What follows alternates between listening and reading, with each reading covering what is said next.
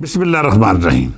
सज्जनों ते मित्रों, किसी भी समाज की बहुत वड्डी ते लाजमी लोड़ अदल ते इंसाफ हुंदी है। वो भी सस्ता खरा ते वेरे सिर होना चाहिए। मित्र प्यारे हो, ये साड़ी बदबख्ती नहीं कि साडे देश में गुजरे 78 वरियां तो अदल नूं लभ्या जा रहा है। किसी जमाने में ये सिस्टम कुछ ठीक होने पासे टुरिया सी, पर उहदे विच लाल फीते दे डक्के, तारीख जिहा देर करने वाले हरबे ते सब तो वध रिश्वत सिफारिश दे हड़ ने अदल ते इंसाफ का बेड़ा गर्क कर छड़िया।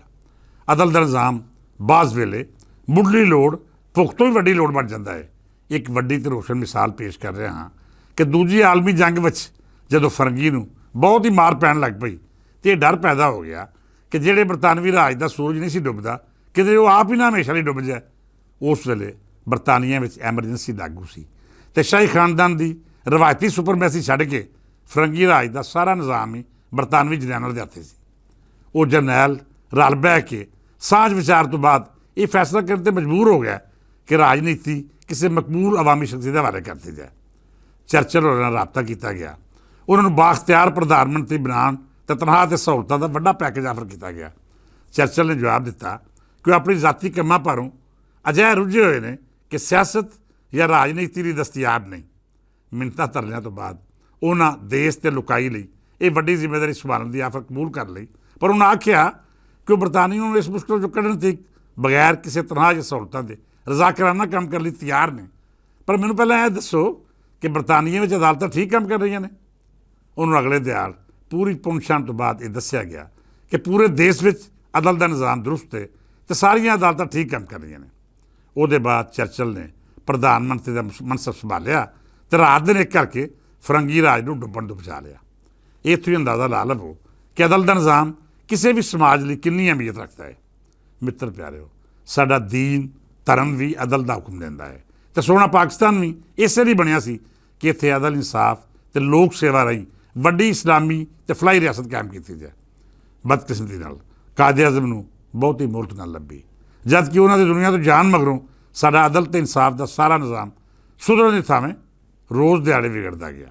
मित्र प्यारे हो, पाकिस्तान बनिया अजे थोड़े अरसे गुजरिया सी कि स्पीकर कौमी असैम्बली मौलवी तमीज़ुद्दीन केस तो फिर पहले फौजी राज नूं कानूनी मिथन वाले काले स्याह अदालती फैसले पारों अदलिया अपने मनसब तो बहुत थले डिग पई।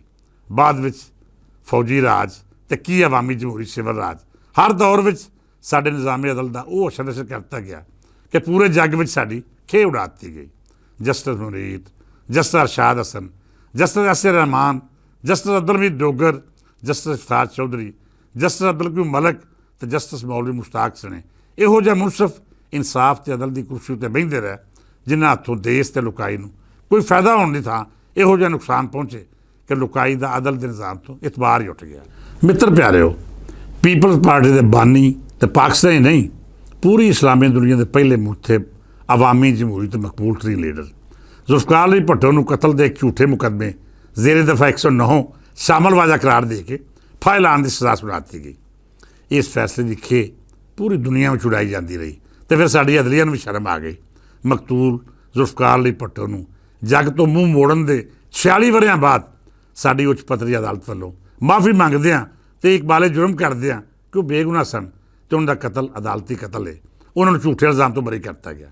इस तरह जनरल ज़ियाद आमरीत राज के खिलाफ बेगम नुसरत भुट्टो की आईनी रेट पिछले का फैसला कर लग्या। साढ़े काज़ी उल कज़ा चीफ जस्टिस ऑफ पाकिस्तान ने फरमान जारी किया कि फौजी आमरीत बिल्कुल जायज़ तो वेले की लोड़ है। उन्होंने नज़रिया ज़रूरत के नाम नाल एक नवीं टमकीरी नूं कानून का दर्जा दे छड्या। इस तो बाद Justice Sajjad Ali Shah Chief Justice of Pakistan का उस वेले की सरकार के नाल इट खड़का शुरू होया जिहड़ा चीफ जस्टिस ऑफ पाकिस्तान में नहीं बल्कि बहुत सारे वड्डे जजां सदर पाकिस्तान तो लुकाई दे चुने वज़ीर-ए-आज़म में फारग करा गया। मित्र प्यारे हो, फिर अदालती निज़ाम के हवाले नाल साढ़े सारे हुक्मरान ही इसकी तबाही का सबब बनते रहे। सियासी जमातों के इकतदार दी वारियां लगियां तो हर दौर के हुक्मराना मुखालफ सियासी पार्टी तो लीडर ने नहीं बल्कि अदालती बेअदली राही लुकाई की ऐसी तैसी फेरती।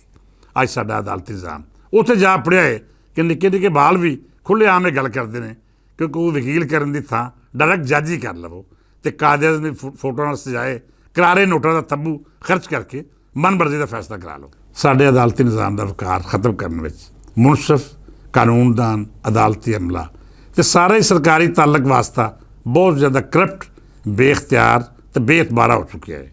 ਅੱਜ ਸਕੂਲਾਂ ਵਿੱਚ ਪੜ੍ਹਨ ਵਾਲੇ ਬਾਲ ਤੇ ਬਾਲੜੀਆਂ ਵੀ ਸਾਡੇ ਨਿਜ਼ਾਮੇ ਅਦਲ ਦਾ ਇਹਤਰਾਮ ਕਰਨ ਤੋਂ ਸਾਫ਼ ਇਨਕਾਰੀ ਨੇ। ਜ਼ੁਲਮ ਵਾਲੀ ਗੱਲ ਤਾਂ ਇਹ ਵੇ ਕਿ ਅਦਾਲਤਾਂ ਨੂੰ ਉਹਦੇ ਅਸਲ ਮਨਸਬ ਤੋਂ ਹਟਾ ਕੇ ਬੇਵਕੂਫ ਕਰਨ ਵਾਲੀਆਂ ਤਾਕਤਾਂ ਇਸ ਨਿਜ਼ਾਮ ਬਾਰੇ ਮੀਡੀਆ, ਸੂਝਵਾਨਾਂ, ਸਿਵਲ ਸੋਸਾਇਟੀ ਦੇ ਨੁਮਾਇੰਦਿਆਂ ਤੇ ਲੁਕਾਈ ਦੇ ਵੋਟਾਂ ਨਾਲ ਮੁਨਤਖਬ ਹੋਣ ਵਾਲੀ ਕਾਨੂੰਨ ਸਾਜ਼ ਅਸੈਂਬਲੀਆਂ, ਪਾਰਲੀਮੈਂਟ ਤੇ ਸੈਂਟਰ ਲਈ ਚੁਣੇ ਗਏ ਅਵਾਮੀ ਤਰਜਮਾਨਾਂ ਨੂੰ ਵੀ ਆਪਣੀ ਮਨ ਮਰਜ਼ੀ ਦੇ ਕੈਂਡੇ ਵਿੱਚ ਰੱਖਣ ਲਈ ਮਸਰੂਫ ਅਮਲ ਨੇ ਤੇ ਕਿਸੇ ਨੂੰ ਹੱਕ ਦੀ ਗੱਲ ਕਰਨ ਦੀ ਇਜਾਜ਼ਤ ਨਹੀਂ। ਔਰ ਇਹਨੂੰ ਪੀਕਾ ਵਰਗੇ ਕਾਲੇ ਕਾਨੂੰਨਾਂ ਰਾਹੀਂ ਪਾਬੰਦ ਕੀਤਾ ਜਾ ਰਿਹਾ ਹੈ ਕਿ ਕੋਈ ਵੀ ਇਸ ਜ਼ੁਲਮ ਦੇ ਖਿਲਾਫ ਆਵਾਜ਼ ਨਾ ਚੁੱਕੇ। ਜਿਹੜਾ ਪਾਗਲ ਬਾਗੀ ਇਹੋ ਜਿਹੀ ਜੁਰਤ ਕਰਨ ਦਾ ਭੁੱਲ ਕਰੇ, ਉਹਨੂੰ ਕਾਲੇ ਕਾਨੂੰਨ ਜਾਂ ਜੰਗਲ ਦੇ ਕਾਨੂੰਨ ਰਾਹੀਂ ਮਰਨਯੋਗ ਕਰਤਾ ਜਾਏ। ਮਿੱਤਰ ਪਿਆਰਿਓ, ਸਾਨੂੰ ਹਰ ਬੰਦੇ ਨੂੰ ਆਪਣੀ ਆਪਣੀ ਥਾਵੇਂ ਆਪਣੀ ਸੋਹਣੀ ਧਰਤੀ ਦੇ ਨਿਜ਼ਾਮੇ ਅਦਲ ਨੂੰ ਸੁਧਾਰਨ ਲਈ ਕੋਸ਼ਿਸ਼ ਜ਼ਰੂਰ ਕਰਨੀ ਚਾਹੀਦੀ ਹੈ। ਅੱਗੋਂ ਜ਼ੋਰ ਸੋਹਣੇ ਰੱਬ ਨੂੰ ਮਨਜ਼ੂਰ। ਅੱਜ ਲਈ ਇੰਨਾ ਹੀ। ਅਗਲੀ ਮਿਲਣੀ ਤੀਕ ਇਜਾਜ਼ਤ ਦਿਓ। ਫਿਰ ਮਿਲਾਂਗੇ। ਰੱਬ ਰੱਖਾ।